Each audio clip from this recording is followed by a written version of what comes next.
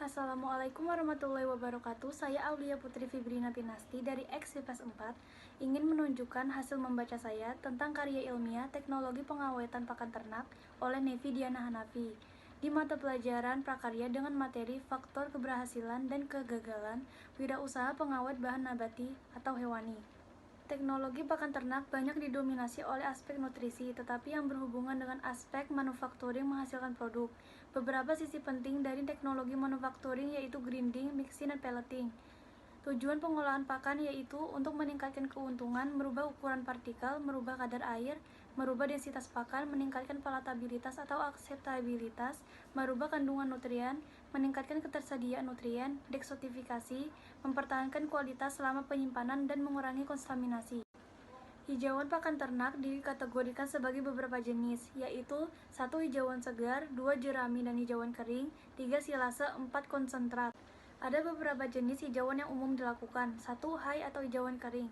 Hay adalah tanaman hijauan pakan ternak berupa rumput-rumputan atau leguminosa yang disimpan dalam bentuk kering dengan kadar air 20-30%. Tujuannya adalah untuk menyeragamkan waktu panen agar tidak mengganggu pertumbuhan pada periode berikutnya, sebab tanaman yang seragam akan memiliki daya cerna yang lebih tinggi. Tujuan khusus pembuatan hay adalah agar tanaman hijauan pada waktu panen yang berlebihan dapat disimpan untuk jangka waktu tertentu, sehingga dapat mengatasi kesulitan dalam mendapatkan pakan hijauan pada musim kemarau yang diterap. Faktor keberhasilan hay adalah proses pengeringannya.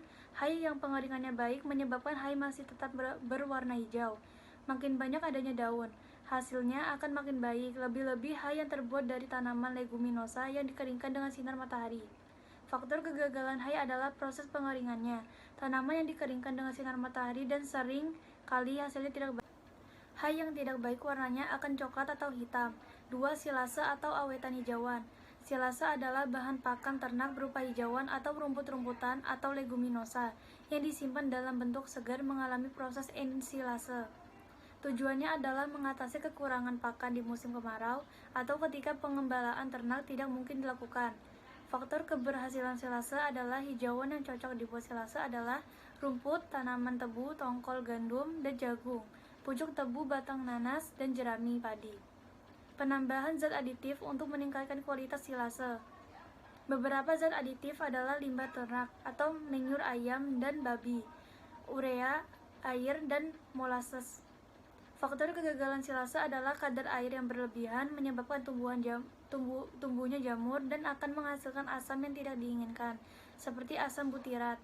Kadar air yang rendah menyebabkan suhu menjadi lebih tinggi dan pada silo menyebabkan risiko yang tinggi terhadap kebakaran. 3. Amoniasi atau penambahan urea. Amoniasi adalah suatu proses pemotongan ikatan silika dengan lignin untuk melepaskan selulosa dan hemiselulosa agar dapat dimanfaatkan oleh tubuh ternak. Tujuannya adalah meningkatkan kecernaan pakan, meningkatkan kualitas gizi jerami padi agar dapat bermanfaat bagi ternak. Faktor keberhasilan amoniasi adalah diperlukannya bahan yang berkualitas. Jerami harus dalam kondisi kering. Jerami tidak boleh terendam baik air sawah maupun air hujan. Jerami harus dalam keadaan baik atau tidak busuk atau rusak. Faktor kegagalan amoniasi adalah jerami dalam kondisi basah, jerami terendam air.